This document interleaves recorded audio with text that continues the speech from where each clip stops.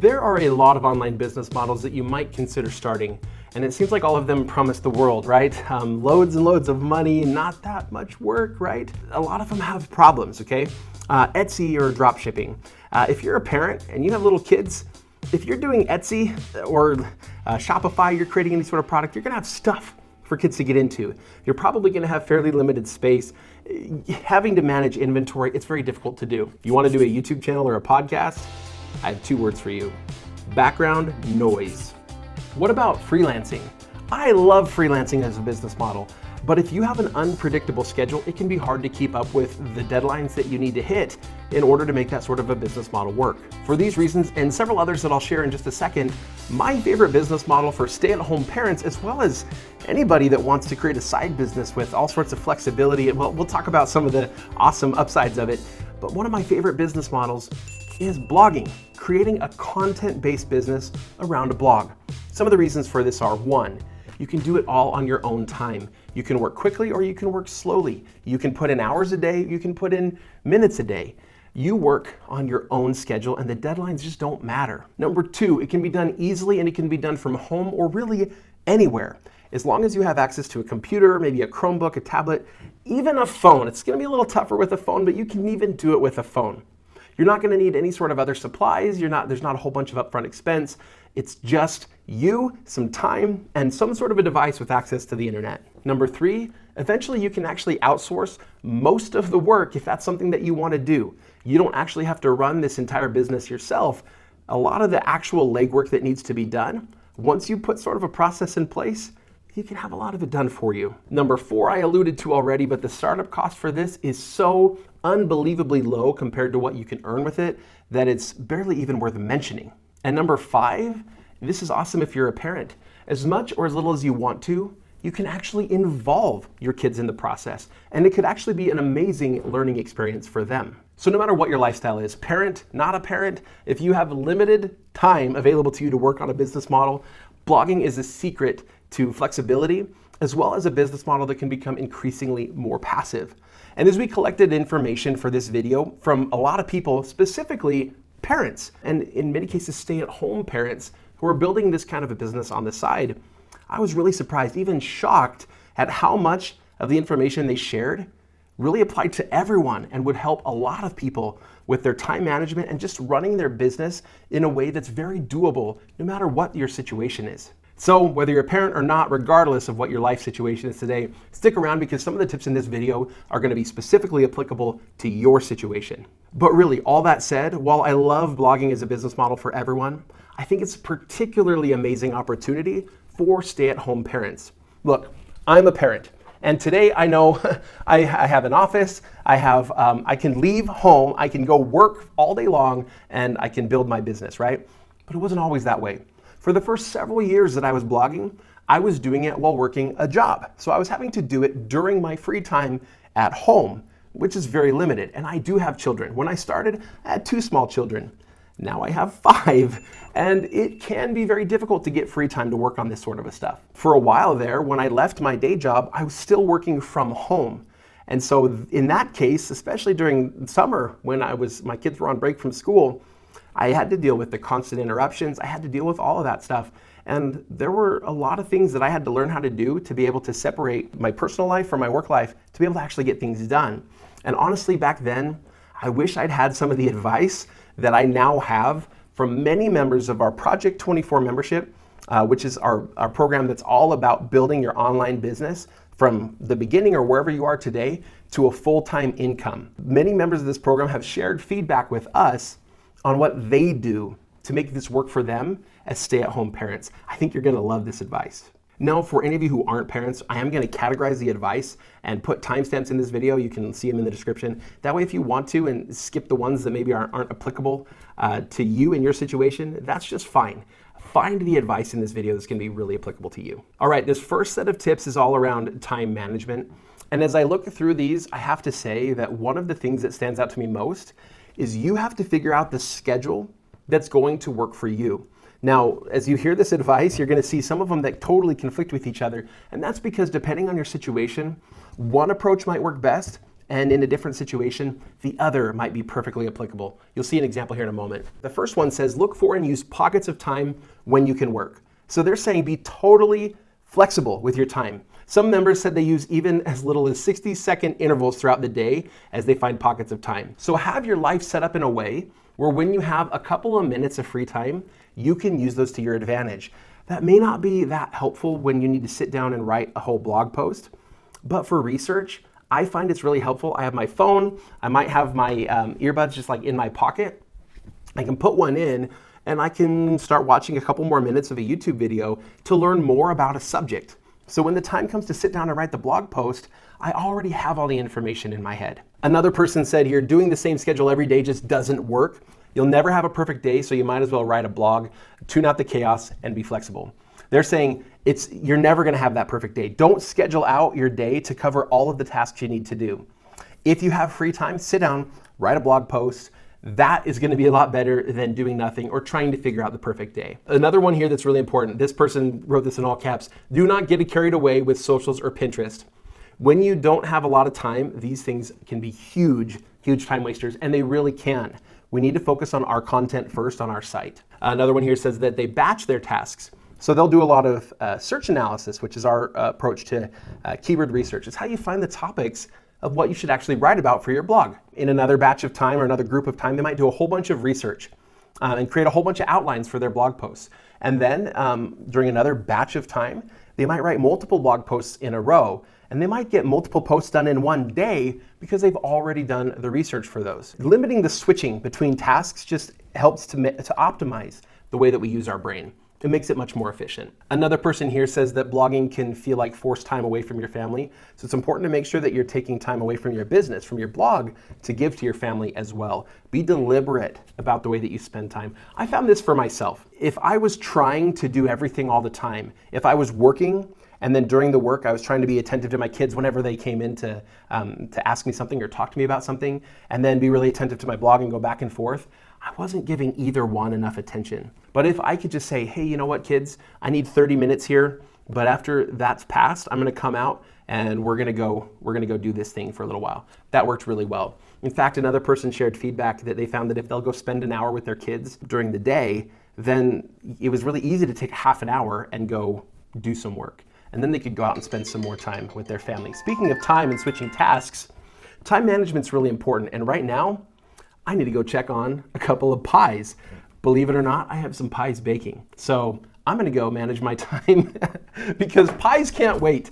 If the pies are done now and I wait till the end of the video, they'll be overdone. So let me go check on some pie.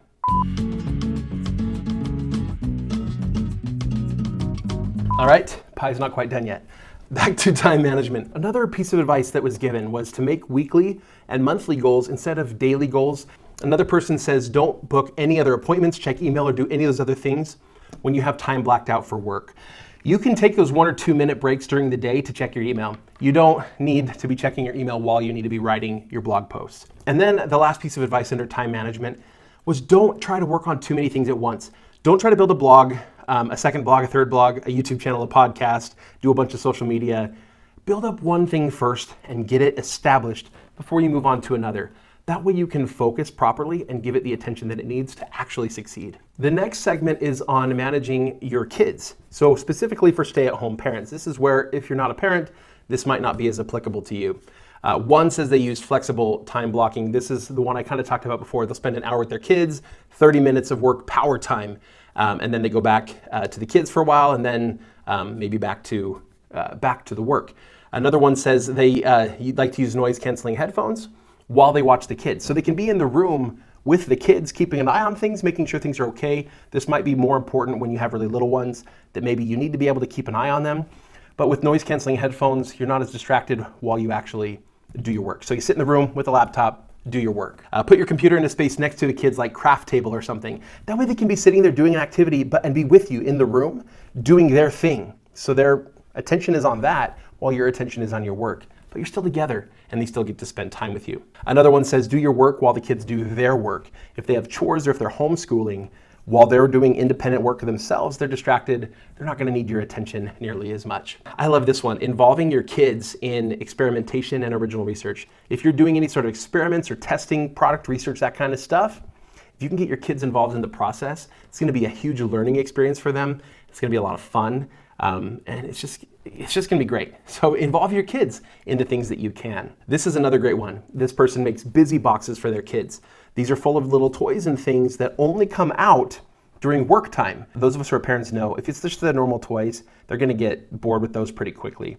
But if it's a special thing that comes out once a day for that hour or two while you're doing your work, that might be a great way to keep them focused and enjoying those toys a bit more. Working while they nap, when you have really little ones that nap still, that can be a great way to do it. Have a lot of options for independent play. Summertime can be really nice for this. You can send them outside, trampoline. We got this like splash pad thing from Costco. It's like $20. It's amazing. We've been using it all summer. I think I'm going to put a link to it in the description. I don't even have an affiliate link for Costco, but it was amazing. It was only $20. You would have thought this thing was going to pop after like twice using it. No, it lasted all summer, and it's going to last all next summer too, for sure. This person says life with a baby was stressful till they figured out that they actually do pretty well on their own, on a blanket on the floor. Like, they're pretty okay most of the time. Another person said videos are hard, harder than articles because of background noise with kids. I found that recording at home is just very hard for me to do unless you set up a dedicated space and your family gets used to it and they'll just leave you alone, or you can soundproof the room. And so that's why blogging is such an amazing business model. I really like this one too. This is awesome. This is from someone who says that when they were a kid, their parents worked from home on their own business. So not necessarily in a blogging business, but they worked from home on their own business. It was awesome because their parents were around all the time. They didn't have to leave during the day. But one of the things they did was as soon as they were old enough to help out in the business, they would give their kids jobs to do in the business that they could actually earn money from. And it kept the kids really occupied, but it also gave them a great way to earn an income and be involved in the family business. All right, this next set of tips is on planning and goal setting. This is great. Do not spend hours planning what you're going to do with your time. Your time is actually better spent just writing content and doing more search analysis, doing the things that you know work. I would say when you're starting a blogging business, there are a few tasks that if you just did them on repeat, you'd be fine. If you do your search analysis and put together a great hit list, awesome, that's done. Now, research. If that hit list is on just a few categories within the niche that you're working on, doing the research for those is pretty easy, right? Because you learn about that one bit of information and it can apply to multiple blog posts. So what are we going to do? We're going to watch YouTube videos, listen to podcasts, read articles, just everything we can do. And that we can do just in our, like, the filler time between things. Then we just write blog posts day after day after day. We're just going to write content, and not get caught up in a whole bunch of other things. Now, if you get to a point where we do have other things that we need to get done, sometimes what I'll do is I'll spend a short amount of time, maybe one day a week, just listing out, these are the tasks I want to get done this week. It might be like, write a blog post, write a blog post, write a blog post, write a blog post, right? I have 4 blog posts I want to get done. And then here are the other tasks. Great. And now I can just check them off as I go throughout the week. And that way we don't miss anything, but don't worry about spending hours and hours planning out your time. There's just not that many things that you need to worry about when building up a blogging business. The next one here, they say, every night I write what I want to get done on my whiteboard in the order of importance. They include their household things too. So they just put it all together. So some people, it's going to work great to separate out, right? Here's my household stuff that I do. Here's my business. Here's my work stuff that I do. In this case, they say they just put all of their tasks on a whiteboard in order. And they say, if it doesn't fit on the whiteboard, it's probably not all going to get done. So then they reprioritize, figure out what things they can cut off the list for the next day. And that's it. That's what they put on the board. This goes back to sometimes we do need to plan out the tasks we need to get done. Especially as a stay-at-home parent, there are just so many things that you need to get done. But just listing out, here's my tasks for tomorrow, and putting them in order of importance.